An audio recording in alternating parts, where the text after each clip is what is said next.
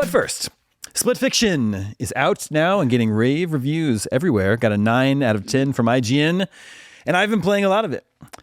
Now, this is a co-op. These are co-op only games that Hazelight makes, so I must have someone to play with. Can anybody guess who has been my partner in Split Fiction? I already know, so I'm not going to guess. It's my 5-year-old son. kid. It's my 5-year-old son, Kingo. And we've been having a great time. It has been a education for him, I think, because first of all, we've never played a game together. We've always just passed the controller, or he just plays by himself. And these games are like, I think he's like, I haven't played Hazelight's other games, It Takes Two and A Way Out. But I think they're just constantly, as well, this is the case here, they're just constantly throwing new ideas and new gameplay mechanics at you. At one moment, you might be platforming, and then there might be some environmental puzzle solving, and then there's some like on-rails flying and jet skiing missions, and then there's a mini boss that's like an arcade shmup. It's just constantly bringing new ideas. It hardly ever recycles previous gameplay mechanics. So like, Kingo's like experiencing a lot in a short amount of time with this game. Yeah. And here's the box quote that Electronic Arts can use to sell Split Fiction. My son says it's the greatest game ever. Oh, wow. There you go. All right. Feel free to use that one. Top of his list. Feel free to use that He one. He played Spider-Man. He's played, he's played Astrobot. He's played Elden Ring, but Split Fiction is the greatest game ever, according to him. Mm-hmm. There you go. Which character is he playing as? He is Mio, the brunette. Okay, that was a good choice because by the time you get to the area where you got to toss things at enemies, I find that is difficult for people that don't play a lot of twin stick video games. Yeah. He's managing it. Like we're deep into the game, maybe 7 or 8 hours into the game now. So like, there's been some moments that have taken some time to get through. I've tried to be very patient, but like to his credit, even if he's like learning and he doesn't get frustrated and he just sort of like keeps practicing and gets better and better. And then we figure it out together. So it's like to give you an example here, he's 5 years old. This is just one thing that you do. This is a game where you bounce between a fantasy world and a cyberpunk world.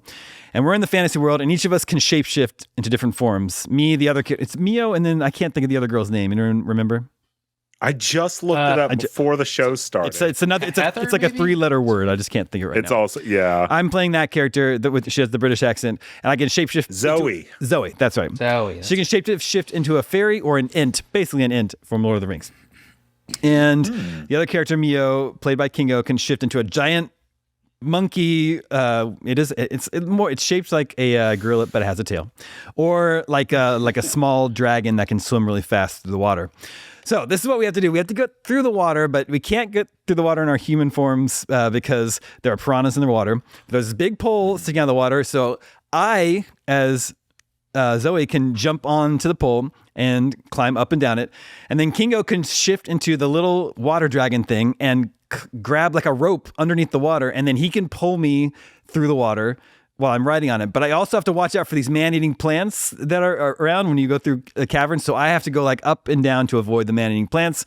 And then we come to a spot where there's man-eating plants are blocking the path. And there's another pole on the other side of them. So I can jump over the plants to that pole, but that pole starts sinking. So Kingo needs to get me fast. And he has to go around this like corner and then come around on the other side to grab me before I, sink into the piranha water.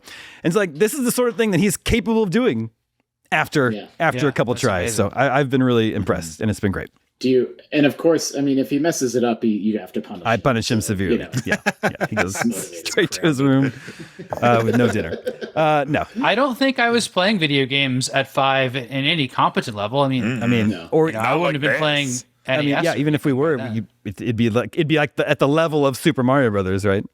Yeah. Yeah, but even that, like, I didn't play it until I don't know, the later 80s because it just wasn't popular. It wasn't around. Yeah. I mean, I'm excited. Like, I didn't get an early copy, and the game came out today, so I'm gonna download it and play it. But the conundrum is, I have 2 children. Yeah. So which one do I play it with? I guess I'll probably just pick my favorite one. There you go. Yeah. You're not gonna Thunderdome it.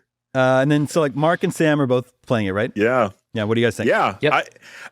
I'm actually surprised because what Sam is saying correct about Zoe, like when you get to, I want to say the 3rd or so mission where you're having to pick up the barrels and throw them, that requires especially the boss in the cars, right? Yeah. Well, and the parking meter boss is like so chaotic. I like that one. That was a fun boss fight. Playing as Mio, also very tough. That's who I'm playing as, and the gravity shifting it's messing with my brain because you do the gravity shift, and so your split screen, so then your screen tilts, but then I'm playing with Amanda and her screen is normal. So then she'll be like, what should I be looking for? And I'll look, and then I'll look back at mine, and it like throws me off. It's very, but it's very cool. I experienced that too. Yeah. I think the game is very fun. If you've played It Takes Two, then you'll know what you're in for this game, because I played that game as well, and I think it's very, very fun.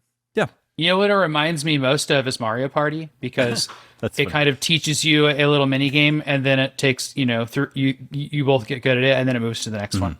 Yeah. And I play this type of game mostly with Mario Party is like the type of game I play with casuals the most. So it's like it's funny to play this and be like, oh, this is not that same type of game, but like it teaches people the same stuff. Although I will say, like, things like the jump, it's basically jump grapple hook, like things like that are like not easy for people to remember what buttons do what. And then you add in your weapon, and it's just like, it's like, every time anybody here plays, a new game, you learn that all. And then if you just played a different game, you hit the wrong button a few times. If you've never done any of that before, like, this stuff is like really, really strange for people. But I'm glad they did it that way. I mean, it's a good learning experience for how video games work now. It's not like it's any different than how any game works. It's like all the same buttons, like click to run. I thought that was funny. Like when I was playing with my wife, she's like, "What? Why would I hold down the stick?" And I'm like, every game has that now. It's just like nobody like thinks about that. Like we're all used to it. But I remember the first time doing that and being like, "Oh yeah, that's kind of weird that we all run that way now." Yeah, the part, one of the early parts where you're going, where it's like all the like ogres and stuff like that, and you're jumping from pole to pole and climbing them. That part was confusing Amanda quite a bit, because you but you can just take the lead there. Yeah, you push square to like dash up a pole. Yeah. But like your character is kind of jumping up it. Exactly. So then she kept getting her buttons confused, because then she would get on the pole and then she would jump and she would just jump off. So totally in agreement there. Yeah. One of the smart things that it does there is that it widens to a full screen with both characters. So like if you just go ahead, just get to the top, the other person dies a million times and it's fine. Yeah. Yeah. It's no problem. Maybe what I'll do is, like, my two daughters have been fighting and arguing with each other a lot lately. So maybe they have to play it together, and Dad doesn't have to play it all. Yeah. It'll either heal things in the Davis household, or it'll make them 10 times worse. It is a game about cooperation, right? Yeah, it is. Yeah. I mean, like the story is not just the gameplay. Something Amanda mentioned is there is a world, Justin, where you play as Mio with one of your kids, and then you play as Zoe with the other one, because she was like, I kind of want to beat it, and then I want to swap characters and beat it again, because they are pretty drastically different. Yeah. Most of the time on what you're doing. Yeah. And like, I want the cool electric whip thingy. Yeah. But I only have sword. So good at it's fun, like that Joseph sausage Ferris. part. Holy smokes! Sorry. Holy smokies. I cannot believe that was in a video game. That was the best. Yeah. That's great.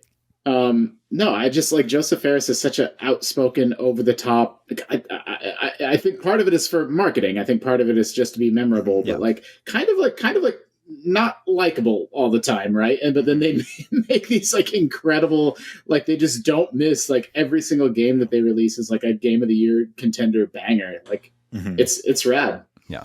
I also like that he sticks to his guns. They released a kind of a commercial, and it was advertising their Discord to be able to find people to play with. And because he's like, I know that like co-op is like not always easy to find, and I've heard your feedback. And he's like, so then you can just go to my Discord. Like, he's like, this is a game for 2 players. I'm not going to let the other person be AI and stuff. And I like it. It's stressful, because then I'm like, Damon hit me up a couple days ago, and he's like, we're going to talk Split Fiction. And I was like, all right, I have to see if my wife will play this with me. Yeah, I do the same thing. So, this game is getting like crazy good scores. Like, we gave it a 9. It's gotten 10s at a lot of places. And I don't understand that at all. So I totally understand these games. Like, I like playing them okay, but like I just feel like this is telling me that like there's just not enough co-op games out there.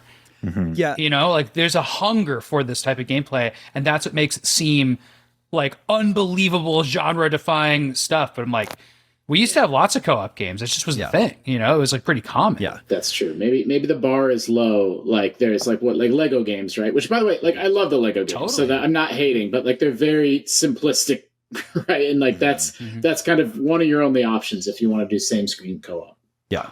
Yep. I totally get what Sam is saying, because even though I'm having a great time playing this with my son, where I am in the game, deep in the game, it doesn't. Yeah, I wouldn't, give it. It's not like a 9 out of 10 or a 10 out of 10 for me personally. Maybe it's more like an 8 or something. But one thing I was surprised of, I said I didn't play It Takes Two, but as I understand it, the premise is like a husband and wife. Marcus is right, who are like not getting along, right? But then something happens, like on the verge of divorce, and they're forced to work together through these challenges, and then they come out on the other side. So I haven't not played it. That's kind of like I don't know. I guess when I played Split Fiction, I was surprised, but the writing is not very good. I don't think. No, it is not. The writing's People not good thought the writing of the other one was good. Yeah, I know. That's the problem, though. I mean, it's supposed to be about two writers, but like so first of all, like their characters, they're both going into these worlds that they've created, but like there's no story in the worlds, right? It's like there's no actually like writing that we're experiencing, and then the game, like the dialogue is all super cheesy. Like I'm not exaggerating. The dialogue is literally like, I like fantasy. No way, sci-fi is much better. Nuh-uh, fantasy's the best genre. It's really that brain dead is the dialogue in this game. Every and then time it goes, and then that keeps going, and it's like, well, but I write sci-fi because I think it's better. Well, I write fantasy because I think it's like it's a name. Every time they switch, they're like, "Are we in your world now?" And it's like, "Yes." Yes, is this sci-fi? Goes. It's going to keep happening. Stop talking about it. Yeah, and then each world is just full of tropes from that genre, right? Like we're not seeing anything new in the cyberpunk world or the sci-fi world. Well, the longest conversation in the beginning about like, why do you write sci-fi? And like, she's like, I think I wrote this. You're just jumping down a hallway. Yeah, exactly. And she's like, now here's what comes next. And it's like, you're going to jump on 6 platforms. Like, that's not what you do when you write a game. Yeah. And then the protagonist comes across 6 round platforms. Yeah. I'm glad we're all on the same page with that. But, the gameplay is super fun, and that's what really matters. Yeah. In a game like this. There's a lot of fun like references and Easter eggs as well. If you like that kind of stuff. Like very early on, you jump onto a giant bay of hail, and I was like, oh, it's like Assassin's Creed, and then it says something about it being a leap of faith. I was like, oh, it straight up is Assassin's Creed. Okay, got it. I just like Damon explaining that to his son. Like, that's from this. No, you don't know that. The Sands of Time. That's from this game called Prince of Persia. And in case anyone is wondering, I will not be playing Assassin's Creed Shadows with my son. I don't know, that's maybe we need to wait a little bit longer for a game where you're just assassinate a little bit people. too much. They also didn't go out of their way to make this like kid friendly. Like there's a decapitation and some F-bombs, right? Well, are there F-bombs? It's funny you say that. I don't remember F-bombs, but there's there's some S-bombs, and like that's what it is. If there were just one, that wouldn't bother me, because like Kingo's not even aware that there are bad words. Like he doesn't. It would just watch over him, and he wouldn't even notice it. But there was several S-bombs like in a row, so I was like, okay, you can switch the language on the fly. So I quickly switched it to Japanese. And first of all, I think it's an improvement playing it in Japanese. That sounds pretty good. But Kingo did not like that. He wanted me to turn it back to regular language. Yeah. Oh no, that's great. But I thought that was funny. So anyway. Yeah, and I'm not criticizing that decision. I'm just saying, just so people know. Like it's just, you can play it. It is very kid friendly in the way it plays and how it teaches you how to play games. But it's like it doesn't go out of its way to be a kid game. It's not a Lego game.